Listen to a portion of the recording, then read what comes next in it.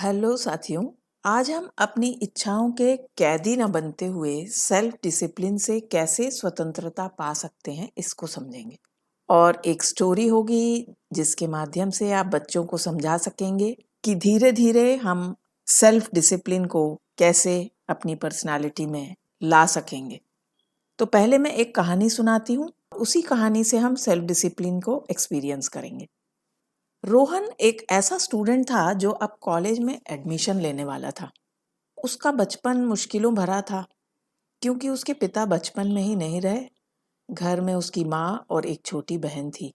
माँ मेहनत से जो कुछ अर्न करती उसी से उनका गुजारा होता था। चूंकि पिता के ना होने और माँ के सुबह से शाम तक काम पर निकल जाने से उससे प्रॉपर गाइडेंस और अटेंशन नहीं मिलता, जिसके कारण उसकी कुछ आदतें बिगड़ गई थी। वो हमेशा दोस्तों के साथ बेवजह घूमना, पार्टी करना, इन्हीं कामों में लिप्त रहता था। एक दिन उसकी माँ बीमार हो गई। उसके जीवन की सबसे महत्वपूर्ण व्यक्ति कठिन परिस्थितियों को झेलते हुए मृत्यु के कगार पर थी। दुर्भाग्य से आज उसकी माँ नहीं रही और अब उसे अपना ही नहीं, अपनी छोटी बहन की जिम्मेदारी भी उठानी थी। अभी चूंकि गर्मी की छुट्टियां थी तो सोहन ने इमीडिएटली एक फुल टाइम जॉब ढूंढ लिया। उसे अच्छी तरह पता था कि उसे हर दिन सुबह से शाम तक काम करना पड़ेगा, जिससे ही वो अपना और अपनी बहन का गुजारा कर सकेगा। हर दिन वो मेहनत के पैसों से रात को अपने और अपनी बहन के लिए खाना लेकर आता था। अपनी लिविंग को और अच्छा करने के लिए एक्स्ट्रा शिफ्ट की ताक में भी रहता था कि उसे कुछ और पैसे मिल जाएं। इस तरह उसका रूटीन मजबूरी में ही सही डिसिप्लिन्ड हो गया था। उसके वो दोस्त जिनके साथ वो पार्टी करता था, वो उनको नहीं बताना चाहता था कि वो एक क्लीनिंग का काम करता है। सो वो डिसाइड करता है कि अगर दोस्त उसे पार्टी के लिए पूछेंगे तो वो उनसे कह देगा कि मुझे अपनी छोटी बहन को पढ़ाना और उसके लिए खाना बनाना है। रोहन को हर रोज काम पर जाने की जरूरत के कारण ये रूटीन अब उसके लिए काम नहीं रहा, बल्कि उसकी आदत बन गई।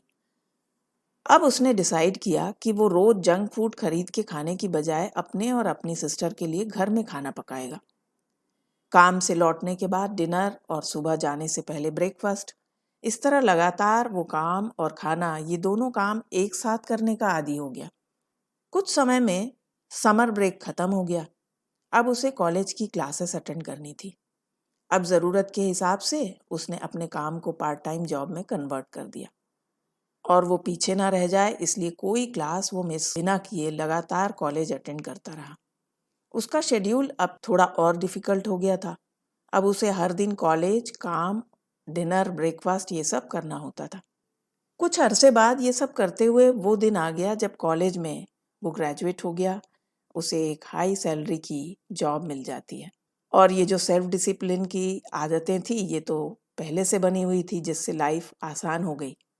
इवेंचुअली वो अपनी छोटी सिस्टर को भी ग्रेजुएट बना सका और अब दोनों भाई बहन बेस्ट फ्रेंड की तरह रहते और याद करते कि काश उनकी माँ होती तो ये सब देखकर कितनी खुश होती।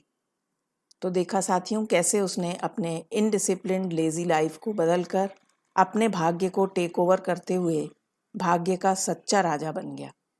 अब साथियों, इसी कहानी से हम स्टेप वाइज समझेंगे कि कौन कौन से ऐसे फैक्टर्स हैं जो रोहन को सेल्फ डिसिप्लिन करने में सहायक रहे। पहला, रोहन के पास एक स्ट्रॉन्ग रीजन था, भाई। उसे पता था कि जब उसकी मदर नहीं रही तो उसे खुद और सिस्टर की देखभाल करना है। शायद अपने करीबी के निधन से उसका भाई मजबूत हो गया था।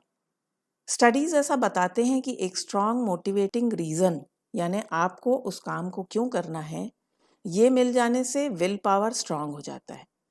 बच्चों को सिर्फ सेल्फ डिसिप्लिन के क्या फ़ायदे हैं ये बताकर कि सेल्फ डिसिप्लिन किस तरह आपको माइंड मैनेज करने, टाइम मैनेज करने, हेल्दी लाइफ जीने में सहायक है।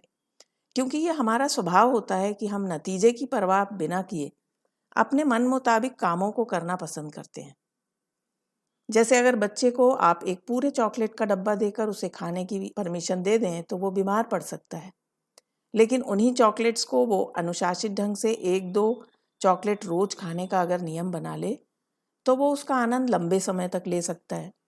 उन्हें आज़ादी, फ्रीडम का सही मतलब समझाना होगा कि असली आज़ादी मनचाही चीज का भरपूर आनंद उठाने में नहीं, बल्कि मन को कंट्रोल में रखने से मिलती है। और ये तो शायद हम में से कई एडल्ट्स को भी पता नहीं होता। यानी आपके एक्शंस किसी बाहरी टेम्पटेशन पर डिपेंड नहीं रहेंगे, बल्कि आपके लिए जो सही है वो आप कर सकें, यही एक्चुअल फ्रीडम है। तो ये था पहला फैक्टर, वाई क्लियर होना चाहिए। दूसरा, one habit at a time.